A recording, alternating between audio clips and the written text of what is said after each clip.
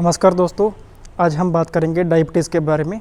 Diabetes यानी कि आपका बढ़ा हुआ ब्लड शुगर। आज इस वीडियो को देखने के बाद डायबिटीज़ के प्रति आपका एक एक कंसेप्ट क्लियर हो जाएगा। आयुर्वेद में हम डायबिटीज़ को यानी कि बढ़े हुए ब्लड शुगर को ट्रीट कैसे करते हैं, इसके बारे में आपको जानने को मिलेगा। आइए शुरू करते हैं। सबसे पहले डायबिटीज़ दो तरह का होता है, टाइप 1 और टाइप 2। इन दोनों में डिफरेंस क्या क्या है?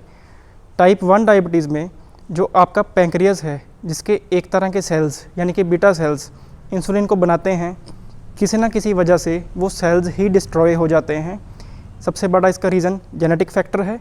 उसके अलावा और कई तरह के अननोन रीजंस हैं, yet to be discovered reasons हैं, जिसकी वजह से आपके पैंक्रियाज के बीटा सेल्स डिस्ट्रॉय हो जाते हैं और इंसुलिन फर्स्ट प्लेस में आपकी बॉडी में बन ही नहीं पाता। टाइप 1 डायबिटीज़ ज़्यादातर बाय बर्थ होती है और ये ऑलमोस्ट इनक्योरेबल डिजीज़ है। आयुर्वेद में भी इसे असाध्य कहा गया है। जी हाँ, कई डिजीज़ आयुर्वेद में भी इनक्योरेबल बताई गई हैं और टाइप 1 डायबिटीज़ उसमें से एक डिजीज़ है। अब हम चलते हैं टाइप 2 की ओर, जो कि हमारा इस वीडियो का मेन पर्पज़ है।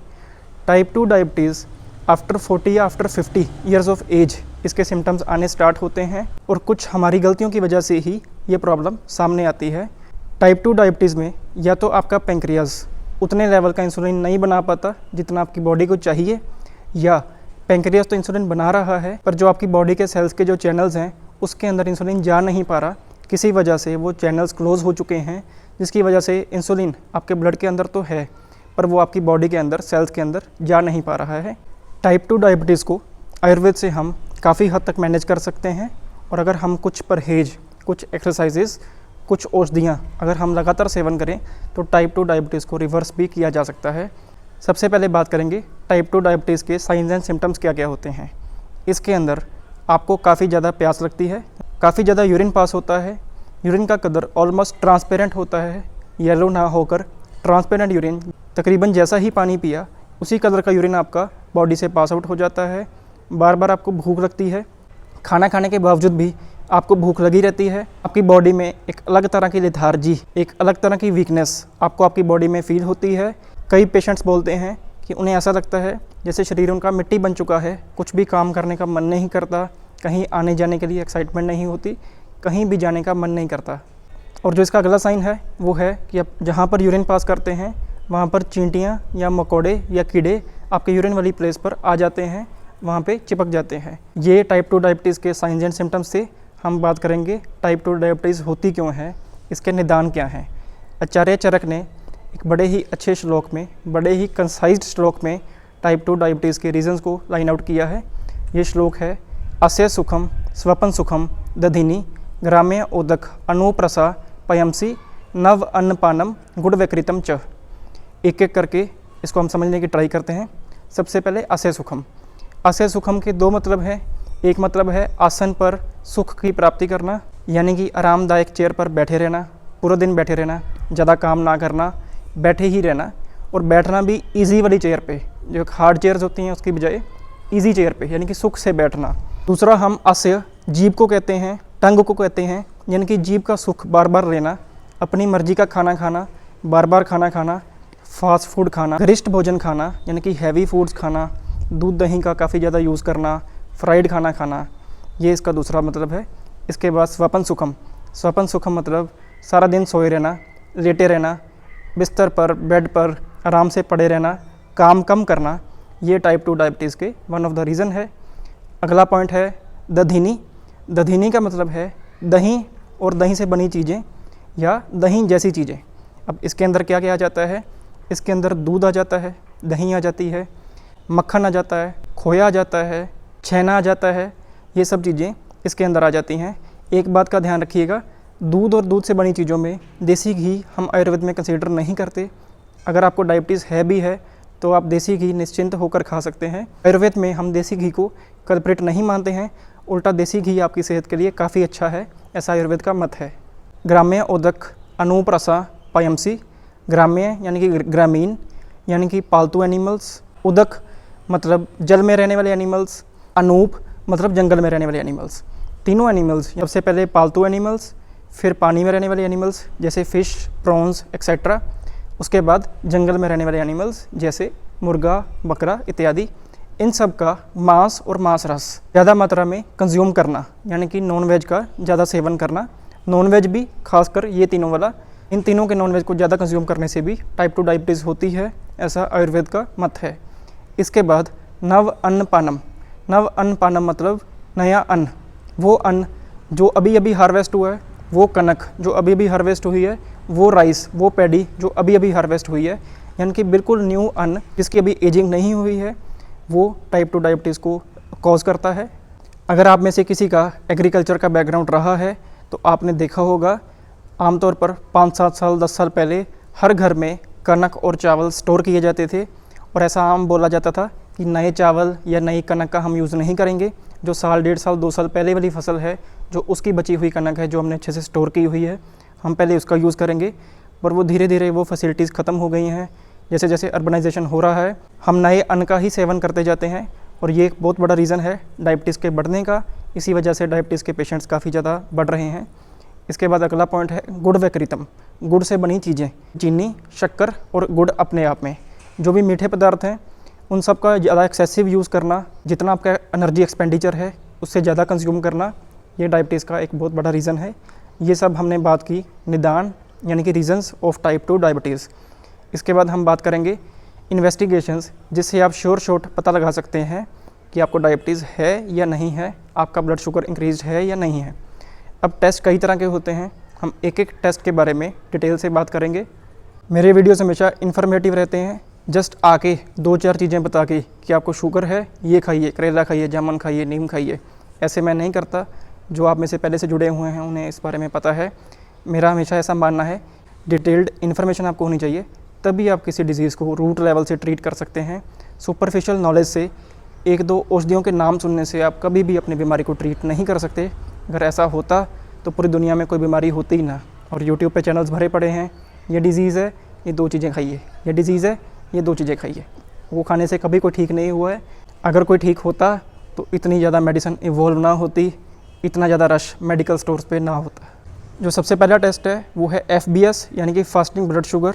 फास्टिंग ब्लड शुगर में आप सुबह खाली पेट 12 आवर्स की फास्टिंग के बाद ब्लड सैंपल देते हैं, और आपके जो करंट शुगर लेवल है उसे मेज़र किया जाता है। अगर इसकी रेंज 110 से कहीं ऊपर आती है तो आप डायबिटीज़ के नज़दीक हैं या डायबिटीज़ आपको हो चुकी है। ये लेवल्स हर साल चेंज होते रहते हैं। WHO, ICMR हर साल न्यू गाइडलाइंस देती रहती है।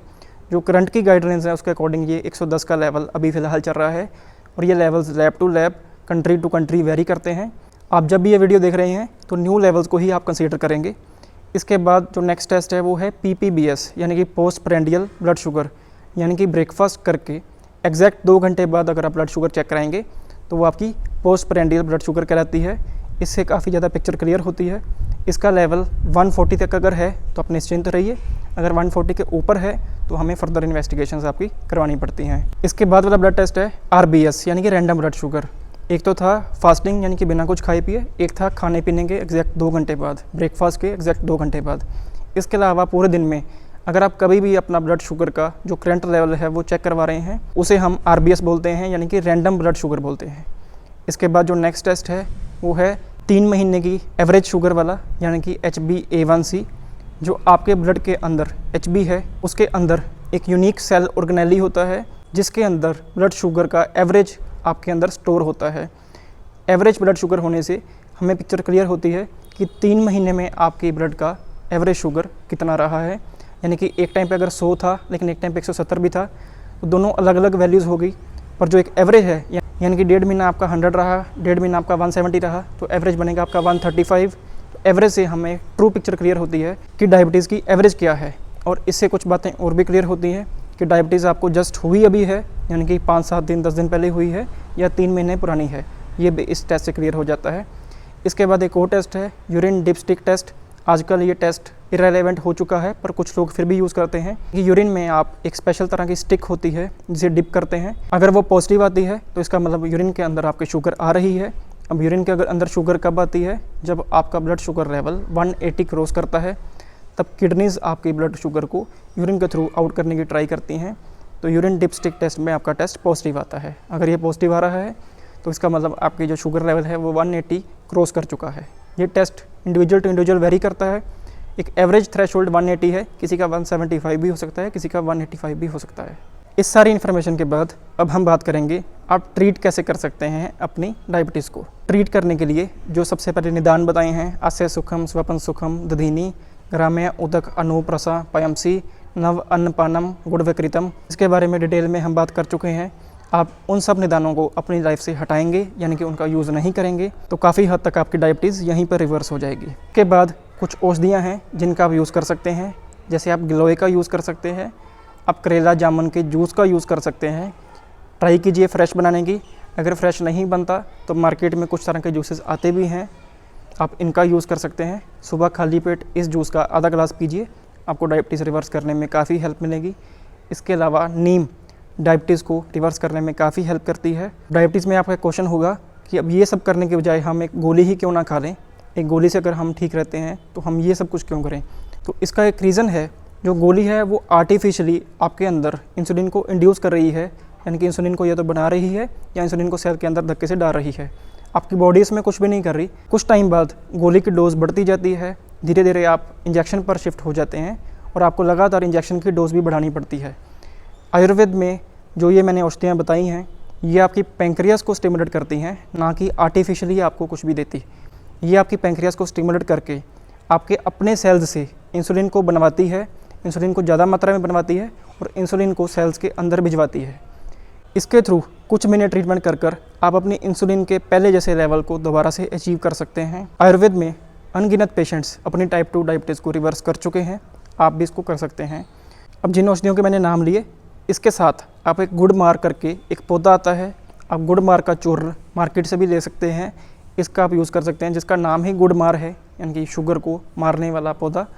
उसका चूर्ण आप 1 चम्मच रोज़ उसका सेवन करेंगे तो आपको अपने ब्लड शुगर को मैनेज करने में काफ़ी ज़्यादा हेल्प मिलेगी। अब ये औषधियों वाला पार्ट एक एस्पेक्ट है, कुछ परसेंट ये रोल प्ले करेगा, बाकी कुछ परसेंट आपकी फ़िज़िकल एक्टिविटीज़ और आपके परहेज रोल प्ले करेंगे।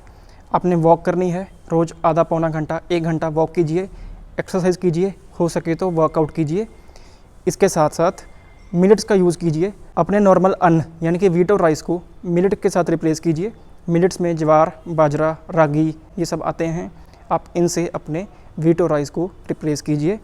इसके अलावा रिफाइंड फूड्स को होल फूड से रिप्लेस कीजिए, यानी कि मैदे के बजाय आप होल व्हीट को यूज़ करें, पैंट शुगर के बजाय अनप्रोसेस्ड शुगर का यूज़ कीजिए। इन डाइट में कार्ब्स का कम यूज़ कर फैट्स और प्रोटीन्स की मात्रा को ज़्यादा कीजिए।